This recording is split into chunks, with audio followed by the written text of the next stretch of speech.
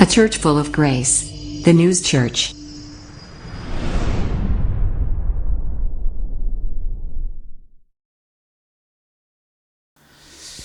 자, 고난 위의 교회라는 말씀의 제목으로 함께 은혜를 나누겠는데요.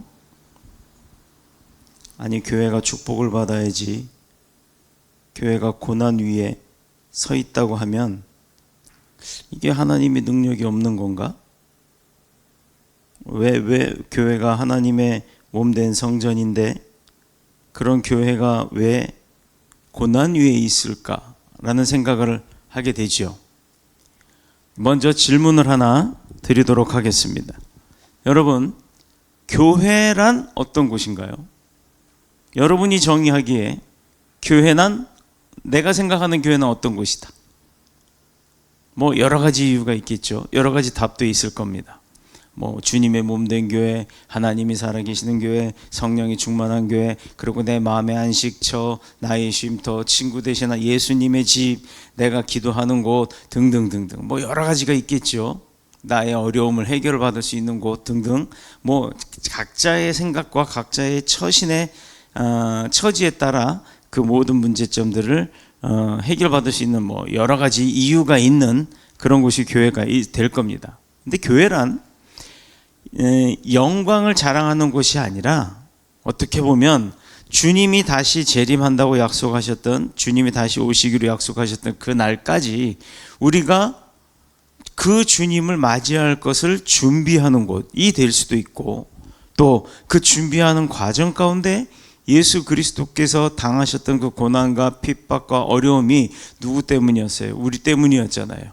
그러니까 그 우리 때문으로 인했던 그 주님의 그 고통과 순환과 고난을 우리도 똑같이 겪는 거예요. 그래야 준비하죠. 그 마음이 어땠는지를 알 수가 있을 거 아닙니까?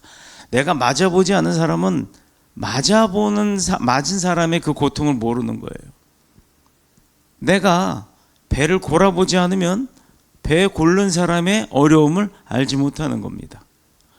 지금 고난 가운데 서 있는 교회가 되어야 한다. 이 이야기가 뭘까요? 고난 위에 서 있어야 되는 교회가 대체 무슨 뜻일까요?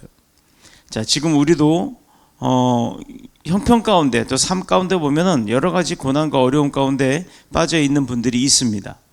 질병으로 고통받는 사람은 질병 때문에 뭐 병원을 들락달락 해야 되는 것도 있을 것이고, 직장을 잃은 사람은 직장을 구하러 다니는 것 때문에도 뭐 어려움이 있을 것이고, 또 재정적으로 어려움이 있어서 그 재정 때문에 뭐 먹고 싶은 거 쓰고 싶은 거 마음대로 못하고 사는 사람도 있을 겁니다. 또 자녀들로 인해서 그 자녀의 문제로 인해서 고민을 하고 또 고통받는 부모들도 있을 겁니다. 인간관계에서 오는 상실감, 고통, 그리고 어려움, 그리고 심지어는 의심까지, 그러므로 인해서 자아에 대한 어떤 자신의 뭐라 그럴까요? 좀 자격지심이라 그러면 좀 그렇고 자존감을 잃어버리는 그런 경우도 있을 겁니다. 여러 종류의 고난과 고통이 여러분 가운데 있잖아요. 근데 그런 여러분들이 이곳에 모여 있다라는 것만 갖고도 우리는 교회가 그런 고난 가운데 있다라는 거예요. 즉, 내가 화평하는 것 참 좋죠. 내가 평안한 것 참 좋습니다.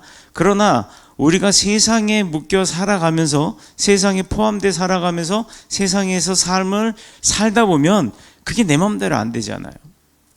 그런 문제점들, 여러 가지 문제점들을 다 가지고 나오는 곳이 교회예요. 왜? 그 교회에 나와서 하나님 앞에 기도하면서 예수님의 도움으로, 성령님의 인도하심으로 그런 문제들의 해결받기를 원하기 때문입니다. 많은 사람들이 거쳐 지나가는 곳이 교회이다 보니까 뭐 오기도 하고 나가기도 하고 그렇잖아요. 어떨 땐 교회가 꽉 차기도 하고 어떨 땐 교회가 텅 비기도 해요. 저는 매주 교회가 리셋이 된다라고 생각을 해요. 왜 그러냐면 내가 뭐 더뉴스 교회 뭐 몇 년 된, 난 창립 멤버고 뭐 몇 년 된 사람이고 이거 아무 의미 없습니다. 매주 한 주 단위로 이번 주에 출석했냐? 이번 주 출석 못했냐? 그걸로 기준을 삼을까 싶어요. 왜 그러냐면 내 삶의 스케일은 일주일이에요. 7일. 그래서 미국은 한 주의 삶을 사는 나라예요. 주급을 받잖아요. 한 주 일하고 한 주 급여 받아서 또 한 주 살고 한 주 살고. 한 달을 살아가는 곳이 우리나라입니다. 한 달에 한 번씩 급여를 받잖아요. 근데 그 스펙이, 그 길이가 얼마나 길어요.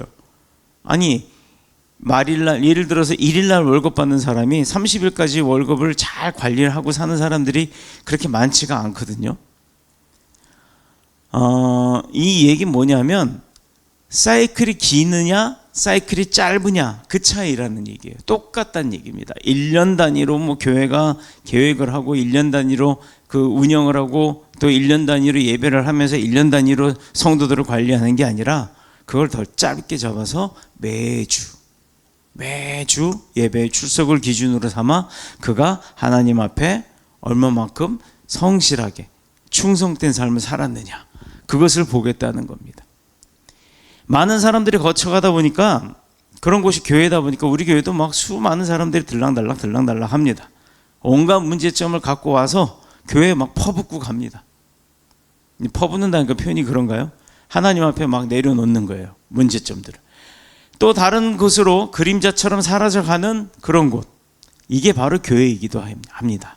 자, 그러나 얼마나 많은 사람들이 그 고통 가운데 교회에 나와서 하나님을 만났느냐가 중요한 거지, 누가 왔다가 누가 가고 이거 중요하지 않아요.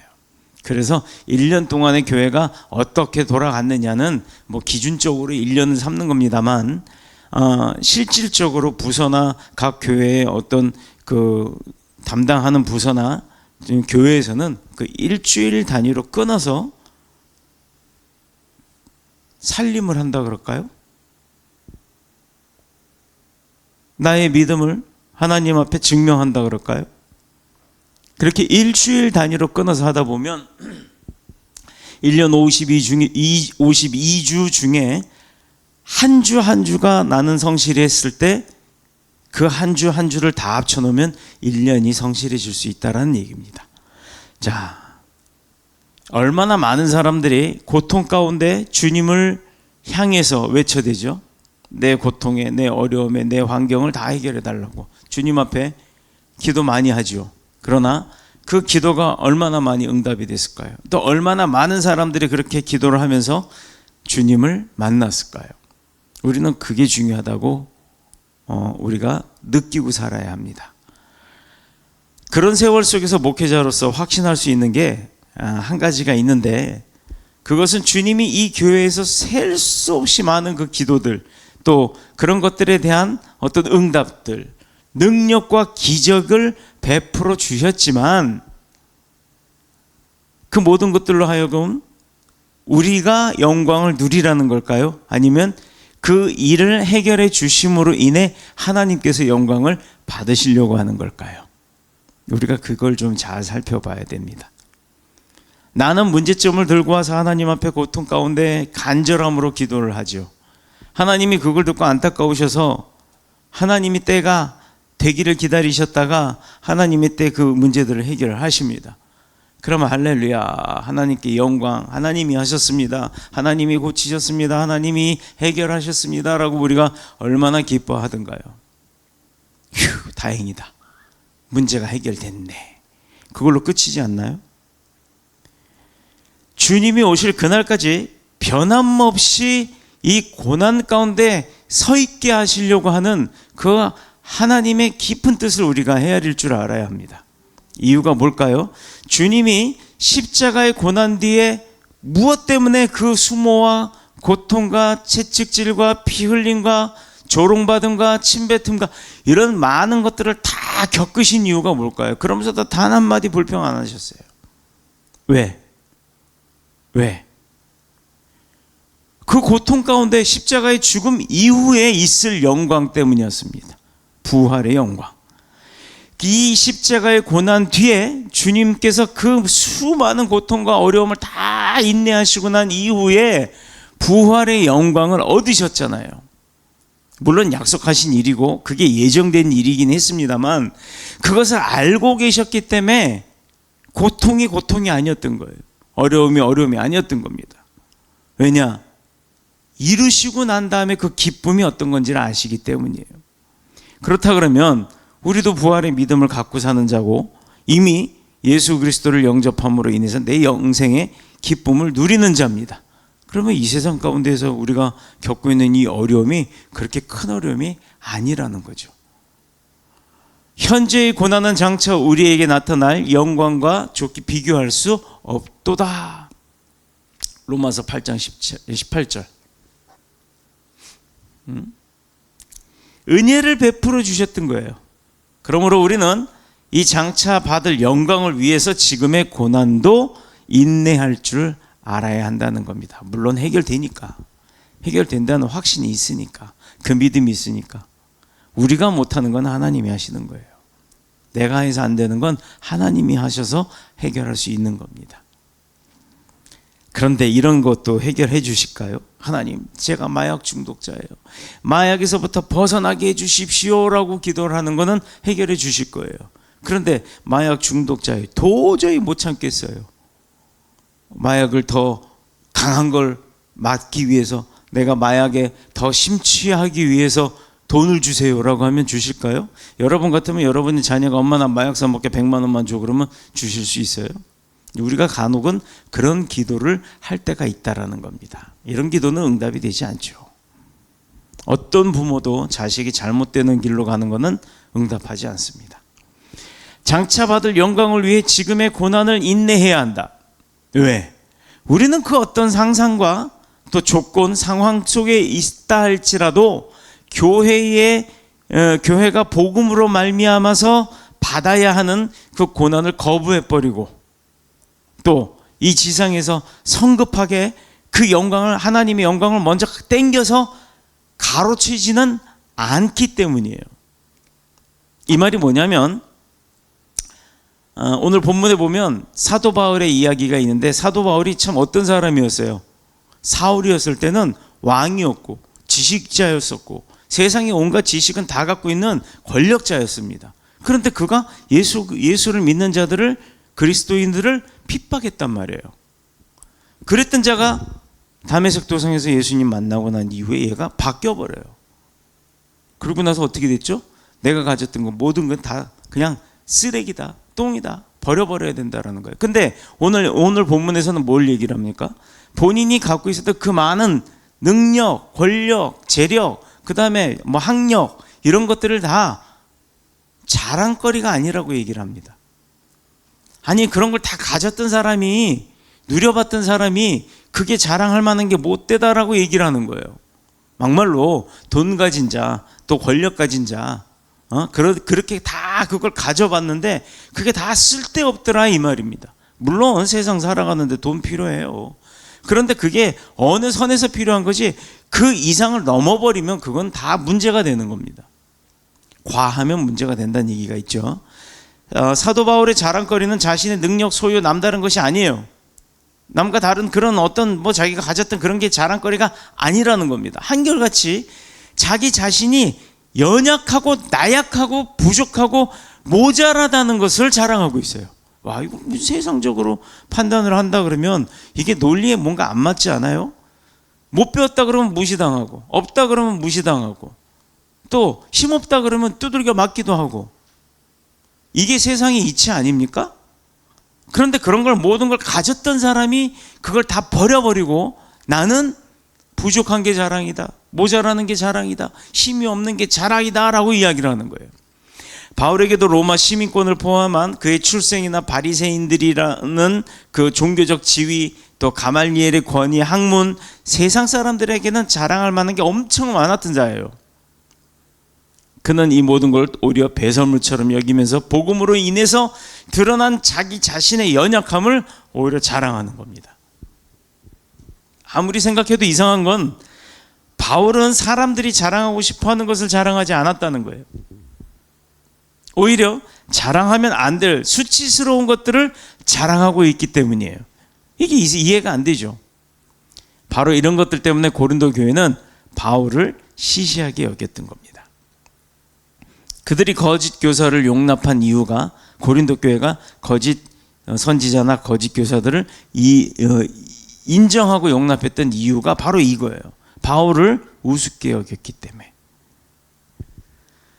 그들이 거짓 교사를 용납한 이유가 바로 이 세상적인 자랑, 그리고 세속적인 그 자랑함, 화려함, 과장돼 있던 그들의 말투, 언변, 웅변에 의해 그냥 홀딱 넘어가 버린 거예요.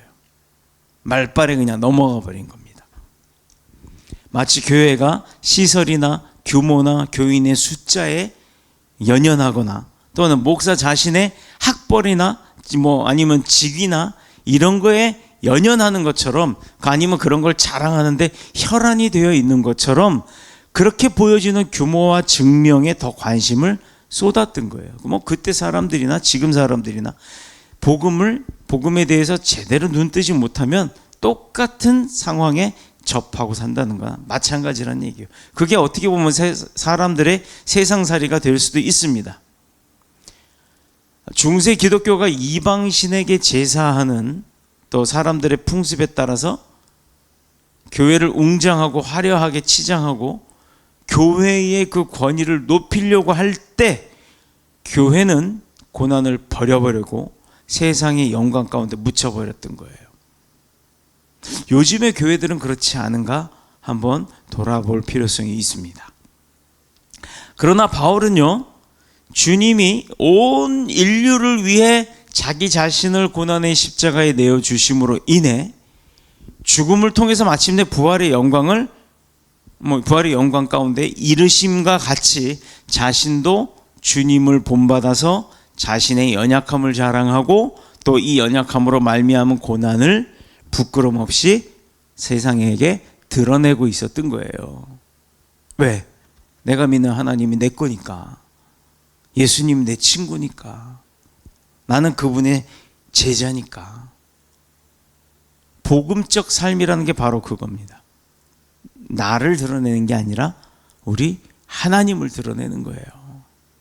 내 모습 앞에 내가 그 영광을, 하나님이 하신 일을, 하나님이 하신 그 영광을 가로채는 게 아니라 내가 드러난다 할지라도 그 앞에 하나님을 먼저 앞세울 줄 아는 자가 복음적 삶을 사는 자라는 거예요.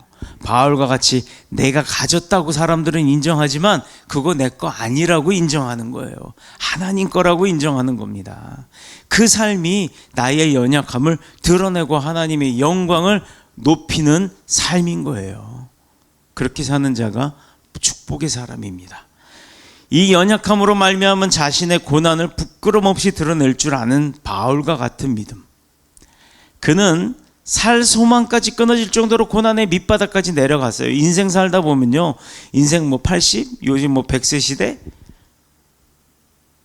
한 살 때부터 내가 하나님 앞으로 불림받는 그 순간까지 다 순탄하게 사는 사람이 있을까요? 돈 가진 사람, 돈 없는 사람은 돈 많은 사람이 되게 편안하게 살 것 같죠? 아닙니다. 돈은 있는데 몸이 약한 사람은, 몸이 건강한 사람이 편안할 것 같죠? 아니라니까요. 또 누가 봐도 저 사람은 권력도 능력도 재산도 자녀들도 다 잘 된 것 같아요. 그래서 평탄하게 사는 사람 같아요. 우리가 말하는 황금수저들. 그런데 그 황금수저의 삶을 딱 이렇게 들다 보면요, 그 사람이 우리가 봤을 때 행복할 것 같지만 그렇지 않다라는 거예요. 나름대로의 고민과 고통과 고난은 다 있다라는 겁니다. 그렇다 그러면 저 사람의 고난은 나에겐 고난이 아닐 수도 있고 내 고난은 저 사람에게 고난이 아닐 수도 있다라는 거예요. 누구에게나 똑같다라는 겁니다. 고민거리 있고 고통거리 있고 마음 아픈 거 있고 막 가슴 쓰린 거 있고 다 있다라는 얘기예요. 그렇다 그러면 종류만 다를 뿐이지 분류만 다를 뿐이지 누구에게나 그 가지들은 다 있다라는 겁니다. 그 고난 속에서 오직 주님만 의지하는 방법을 바울은 배웠던 거예요. 지금 저와 여러분도 그 고난 속에서 주님을 의지하는 방법을 배우고 계시는 줄로 믿습니다. 자, 그래서 시편 기자도 내가 사망의 음침한 골짜기를 다닐지라도 해받음을 두려워하지 않으면 주께서 나와 함께 하심으로 주의 지팡이와 막대기가 나를 안위하시나이다 라고 고백을 하죠. 시편 23편에 나오는 말씀입니다. 주님의 몸된 교회라고 우리가 말은 잘하지만 어떤 게 그러면 주님의 몸된 교회인가요? 우리가 들은 건 많아서 말로 뱉는 것 되게 많아요. 그러나 그 말로 뱉으면서도 대체 내 머릿속에 정리가 안 된 게 얼마나 많은지 몰라요. 믿음이 뭡니까? 복음이 뭡니까? 예수 그리스도가 어떤 분이세요? 이론적으로 잘 알죠. 우리가 성경적 지식으로는 많이 압니다. 그러나 그것을 내가 받아들인 나의 지식으로 받아들이신 분이 과연 몇 명이나 되냐 이 말입니다. 누군가의 희생이 없이는 받은 이 생명력을 발휘할 수 없는 것이 바로 그 희생이란 것이 사랑이거든요. 이 세상의 그 어떤 형태의 사랑이라는 것도 누군가의 희생이 없이는 이루어질 수가 없는 거예요. 부모와 자녀의 그 부모 자식 간의 그 사랑이라는 거죠. 조건 없잖아요. 그런데 부모는 자식한테는 엄청 내리 쏟아요. 그러나 자식은 받은 그 사랑을 부모한테 올리는 게 과연 얼마나 될까? 지 자식한테는 엄청 갖다 쏟아. 그러나 부모님한테는 잘 올리지를 못해요. 용돈 타서 써갖고 성장해서 결혼해갖고 애 낳아놓으니까 애 키우느라고 바쁘다 보니까 부모는 생각도 잘 못하고 부모한테 용돈도 제대로 못 드려요.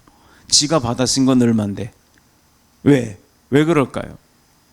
자기도 새끼 낳아서 길러보니까 허겁지겁이거든.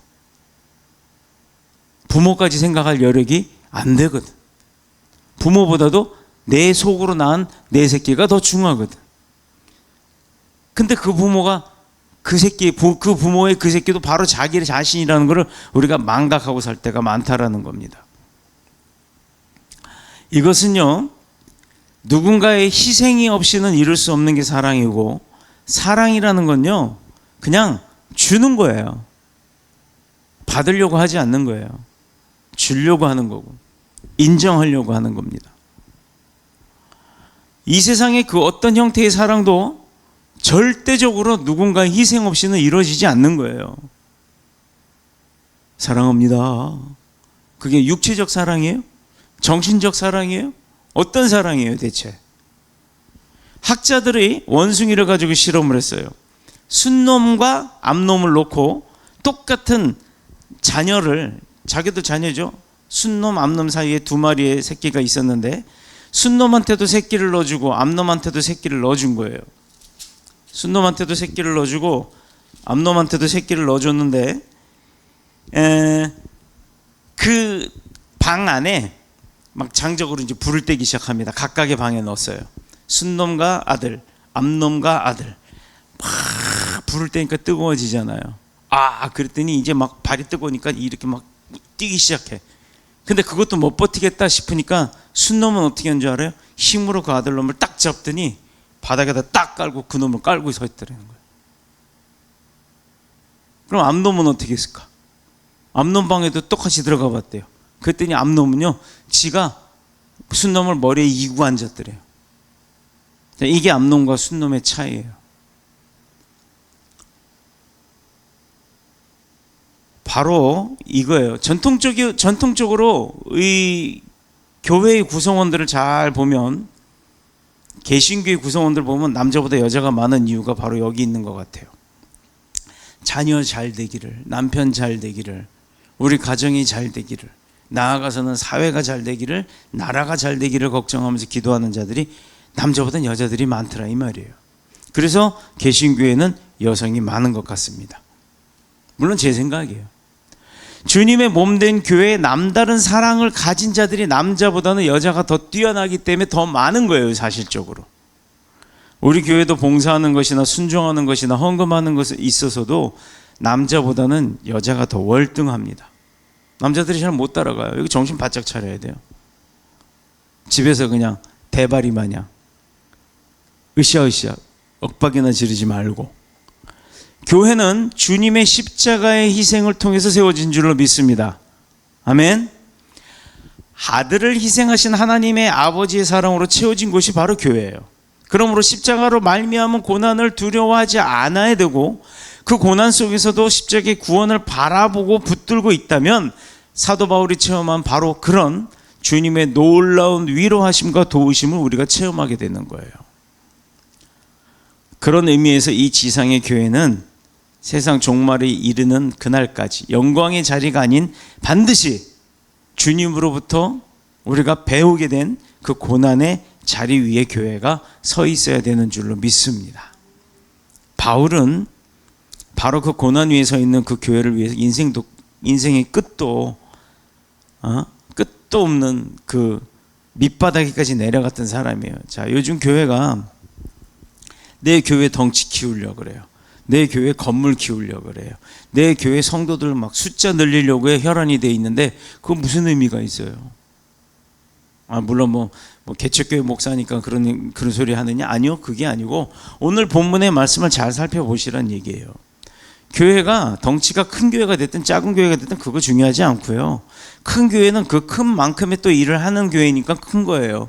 작은 교회는 작은 일을 해야 하니까 또 작은 교회고, 큰 교회, 작은 교회를 구분하자는 게 아니라 교회가 어떤 역할을 해야 하는지를 말씀드리는 겁니다. 교회가 왜 고난에 있어야 되냐? 지금 세상 문 열고 세상 밖에 나가보세요. 힘들어하는 사람들 너무 많아요. 그런 사람들을 위해서 교회가 작지만, 큰 교회는 크지만 작은 교회는 작은 대로, 큰 교회는 큰 대로 각각의 그 사명을 잘 감당해내야 될 줄로 믿습니다. 돕는 사람은 도와야 돼요. 여기 구제받으러 오시는 분들이 큰 교회 못 가요. 왜 못 가는 줄 아십니까? 큰 교회 가봤자 누굴 만날 수도 없어요. 뭐 사무실을 가봤자 문전박대죠. 예배 때는 뭐 들어갈 수도 없죠. 그러니 작은 교회만 찾아다니는 거예요. 작은 교회 가면 다만 돈 1,000원이라도 주거든. 아마 그래서 개척교회들이 그렇게 많은가요? 그들 먹이 살리려고? 바울은 이 고난 위에 서 있는 교회를 위해서 그 인생의 바닥까지 내려갔다고 했어요. 고린도 교인들이 알아주든 말든 그 교회를 사랑했고 또 그 성도들을 위한 사랑의 수고를 아끼지 아니한 것, 고난 속에서야 교회가 주님의 몸된 교회로서의 진정한 사명과 그 기능을 다할 수 있다는 것을 바울은 너무너무 잘 알았던 겁니다. 고난 속에서야 교회가 주님의 몸된 교회가 되어 있음을 표현할 수 있다는 것, 보여질 수 있다는 것. 그래서 바울의 자랑은 육체에 따르는 자랑이 아니라 23절 이하에 나오는 복음으로 인한 십자가의 고난과 십자가로 말미암은 연약함을 자랑하게 된 거예요. 로마의 클레멘트의 기록에 의하면 바울은 7번이나 옥살이를 했습니다. 자, 본문에서도 바울의 고난과 희생이 기록되어 있고 표현이 되어 있는데 고린도후서 1장 8, 9절에 보면 그는 아시아에서 당한 환난으로 살 소망까지 끊어진 그런 상황, 내가 너무너무 고난 가운데 있으니까 그냥 살고 싶지 않다까지 갔던 사람이에요. 사형 선고를 받은 것과 같다라는 얘기예요. 자, 그런 환난과 그런 고통 속에서 바울이 체험하고 깨달은 게 뭐죠? 우리로 자기를 의뢰하지 말고 오직 죽은 자를 다시 살리시는 하나님만 의뢰하라. 이거 고린도후서 1장 9절의 말씀입니다. 이거 깨달은 거예요. 어떤 상황, 어떤 조건 속에서라도 하나님은 전도자들을 능히 구원하시는 분임을 믿으시길 축복합니다. 체험한 자가 있잖아요. 바울이 그걸 체험했던 거예요. 이 지상의 교회는 지구촌 한 모퉁이에서 자기들만의 잔치인 주님의 영광을 먹고 사는 그런 크리스찬들끼리 끼리끼리 하는 그런 게 아니라 고통 속에 있는 이 지구촌을 다 아울러 둘러보면서 작은 교회는 작은 교회가 할 수 있는 만큼, 큰 교회는 작은 교회가 못하는 더 큰 일들을 그렇게 해나가야 될 줄로 믿습니다. 그래야 예수 그리스도의 사랑이 전해지는 거예요. 사랑이 전해져야 복음이 심어지는 겁니다. 복음이 심어져야 그 사람의 삶이 바뀌는 거예요. 뭐가 있겠어요? 그냥 예수의 사랑을 전하면 그들이 바뀌는 거예요. 그거 교회가 해야 할 일이에요. 어떻게 전하느냐? 그거는 각 교회마다 가진 달란트대로 하는 겁니다. 그들을 앞서가면서 하나님이 살아계심한 것을 체험하게 해줄 수 있는 것, 하나님을 소개하는 전달자, 이게 교회가 해야 할 일이에요. 근데 그게 어렵다고요? 왜 어려운 줄 아세요? 거부하기 때문이에요. 거부하기 때문에. 그들이 거부하잖아요. 왜 거부하는지를 아세요? 교회 가면 따분해. 교회가 욕먹는 곳인데 내가 굳이 거기 가서 그 욕먹을 짓을 하러 다닐 이유가 뭐가 있겠어? 라고 하는 거예요. 이것은 그 세상 사람들이 바라보는 교회의 관점이 욕먹는 짓을 했기 때문인 겁니다. 그럼 이제 교회가 바뀌어야 되죠. 변화가 돼야 돼요. 다시 초대교회의 믿음으로 교회가 바뀌어가야 될 줄로 믿습니다.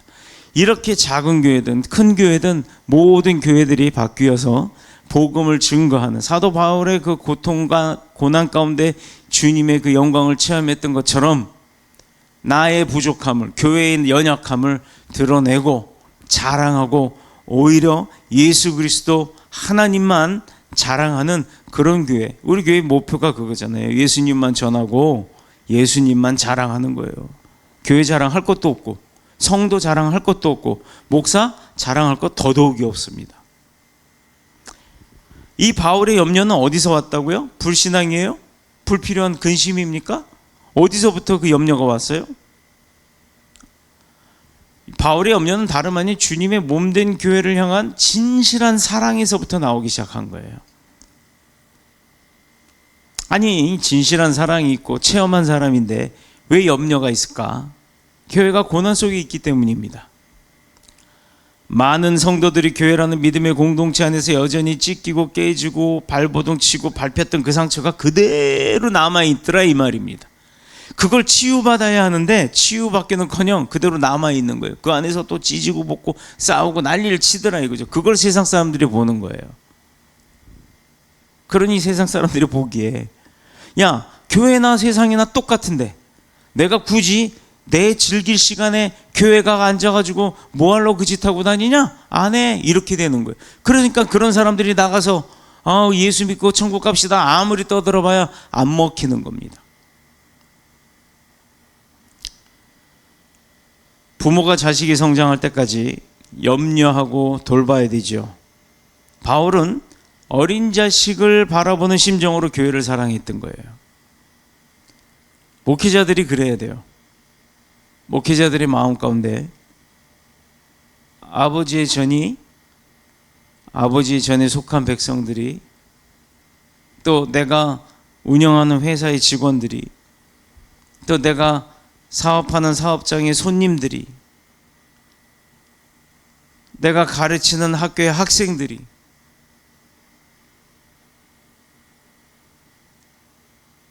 그들을 사랑하는 마음이 충만해야 될 줄로 믿습니다. 바울은 복음을 위해 세상 자랑된 것을 다 버리고 도리어 고난을 선택한 자입니다. 39대의 매를 5번씩이나 맞았어요. 이 매를 맞다가 많은 사람은 뭐 죽기도 한다고 합니다. 또 3번의 태장을 맞았다 하는데 태장이 뭔지 아세요, 여러분? 채찍 끝에다가 그냥 채찍 나무 그 가죽으로 된 채찍으로 때려버리면 가죽으로 맞는 걸로 끝나잖아요. 근데 그 끝에다가 납 같은 거를 달아요. 무거운 걸. 그래갖고 때릴 때 그 납이 이렇게 착 감기면서 살을 파고 들어갑니다. 패션 오브 크라이스트에 보면 예수님 그 로마 병정이 때릴 때 가죽 끝에 이렇게 갈고리 있는 거 봤죠? 그건 갖다 또 때리면 맞는 걸로 끝나는 게 살을 찢어버리잖아요. 그래서 이 태장을 맞다가 고통 가운데 도중에 죽는 사람이 태반이었다고 합니다. 그런데 그걸 3번이나 맞았어요. 한 번은 루스드라에서 복음을 전하다가 많은 돌팔매질로 인해 죽은 줄 알고 사람들이 그를 성 밖에다 갖다 던져버렸던 거예요. 바울이 그랬다고요. 왜 그런 삶을 살아? 아니, 왜 하나님의 백성이 그런 삶을 살아? 하나님의 전달자가 왜 그런 삶을 살아? 나는 그런 사람 살기 싫어. 내가 맞으려고 그 짓 왜 해? 이렇게 생각하시는 분이 있을 거예요. 분명히. 아직 믿음이 안 생긴 거예요. 아직 복음이 안 심어진 겁니다. 그 외에도 파선과 강도와 줄이고 목마르고 자지 못함, 헐벗음, 이거 있었다고 그 오늘 본문에 나왔잖아요. 사람이면 사람의 위험, 동족이 유대인의 위험 등등, 그는 평생 고난 동안 살았던 거. 아니, 그러면 사울이라는 이름으로 왕의 권위로 그렇게 누리고 살지 뭐 하려고 그렇게 바뀌었을까? 우리가 그걸 봐야 된다니까요. 다 가진 자였지만 그걸 다 내려놓고 거지 같은 삶, 세상의 눈으로 봤을 땐 거지 같은 삶이었는데 그 거지 같은 삶을 사는 이유가 무엇이었을까를 우리가 봐야 된다라는 거예요. 그거는 보기 안 보고, 그 원인은 안 보고 그 사람의 현실만 봐가지고 내가 저렇게 사느니 난 안 믿어, 이렇게 하는 겁니다. 이유는 바울이 그렇게 어려웠고 평생 고난의 연속이었는데 그걸 자랑으로 여겼던 건 뭔지 아세요? 그리스도의 복음으로 인한 고난이 내게 있다라는 걸 자랑했다는 거예요. 이렇게 얘기해도 모르겠어요? 대통령 오른팔 비서실장 되고 싶죠? 아니면 장군의 그 보좌관 되고 싶죠? 국회의원의 비서관 되고 싶지 않으세요? 권력 가진 자 옆에서 알짱거리고 싶지 않아요? 돈 많은 회장님 옆에 붙어 있고 싶지 않습니까? 여러분들 마음이죠. 근데 왜 예수님 옆에 붙어 있고 싶지 않아요? 왜 하나님 마음에는 들고 싶지 않습니까? 여러분들 세상 것만 바라보면 세상에 국한되는 거예요. 세상은 짧습니다. 길어야 100년이에요. 그 이후의 시대에 나중에 후회할 일 벌이지 마십시오. 이유는 예수 그리스도의 복음에 인한 고난이 내게 있었다라는 것, 내가 그 고난 가운데 동참하고 있었다는 것을 기뻐하고 인내했던 거예요. 예전에 안 그러더니 또 그러네. 자, 우리가 교회를 사랑한다면 염려하지 않을 수 없어요. 이 교회가 많은 사람들을 구원하고 구원받은 사람들을 변화시키지만 그렇게 하려면 성도들의 사랑의 헌신이 없이는 어렵다는 거예요. 즉 여러분들이 교회를 사랑하는 마음에 하나님을 사랑하는 마음이 있다면 교회의 부흥을 위해서가 아니라 교회에 사람들을 불러오는 게 목적이 아니라 복음의 전달자의 역할을 감당할 수 있어야 된다라는 겁니다. 교회가 복음의 사명을 다 감당하려면 이 일을 위해서 목숨을 내건 사람들이 있어야 된다라는 거예요. 과연 우리가 주님의 몸된 교회, 이 믿음의 공동체 더 뉴스 장로교회를 위해서 고난을 받을 각오가 되어 있으십니까? 두렵죠. 사도 바울과 같은 시대처럼 지금 돌팔매질 당하고 퇴장당하고 채찍질 당하고 이렇게 할 사람이 있을까요? 없어요. 여러분들이 고난을 받는다라고 하는 것은 뭐냐면 예수 그리스도의 복음을 증거하러 갔을 때 무시당하고 거부당하는 그거 이외에는 없습니다. 근데 그것도 못한다 이 말이에요? 응? 안 믿으면 너만 손해야. 너 말고 안 믿으면 말아. 좋은 제품 쓰는 사람은요, 좋은 제품을 알리고 싶은 거예요. 근데 알지 못한 사람은 그게 좋은지 모르잖아요. 그래서 싫다고 할 수도 있어요. 그러면 말어. 싫으면 말고 하면 되는 거예요. 고난 속에 있는 연약한 우리들이라도 하나님의 영광을 위해서 귀하게 쓰임을 받을 겁니다. 왜? 하나님이 함께 하시니까. 물건 파는 거 아니에요. 복음은 파는 게 아닙니다. 복음은 전하는 겁니다. 그러므로 우리는 아직 이 지상에서 어떤 영광도 누릴 때가 아니라는 거예요. 밭에 나간 사람이 일꾼이 밭에 나가자마자 쑥 둘러보고 들어오면 그 밭에서 작물이 나와요, 안 나와요? 밭에 나간 일꾼이 해가 지기 전까지는 집에 들어오지 않고 밭에서 점심 먹어가면서 그 밭을 일궈내는 겁니다. 하루하루. 오늘 일했다고 해서 내일 당장 열매가 나오든가요? 열매 나올 때까지 계속 일을 하잖아요. 쉼터가 있는 집으로 돌아오지 않고 땀 흘려 일하듯이 우리는 지금 쉴 때가 아니고 자신의 일만을 돌아볼 때가 아니며 어떤 사람들처럼 자신의 성공을 자축하고 잔치할 때가 아니라는 겁니다. 우리는 이 교회가 주님이 가장 기뻐하시는 교회로서 우리 자녀들과 후손들에게 우리 신앙과 영적 유산을 물려줄 수 있는 그날까지 고난을 두려워하지 말고 그 고난 가운데 몸을 던져서 희생함으로 주신 그 사명을 감당해야 할 줄로 믿습니다. 교회의 가장 아름다운 모습은 다름 아닌 복음으로 말미암은 고난 가운데 그 현장에 주님과 함께 서 있는 모습이 보여야 하는 거예요. 바로 그곳에 이미 많은 고난과 아픔을 당하신 주님이 선장되셔서 우리를 잘 인도해 나가시는 겁니다. 이런 고난도 기쁨으로 승화하는 주님의 능력을, 주님의 동행하심을 체험하고 누리시는 저와 여러분 모두가 되시기를 그리스도 예수님의 이름으로 축원합니다. 축복합니다. 기도하겠습니다.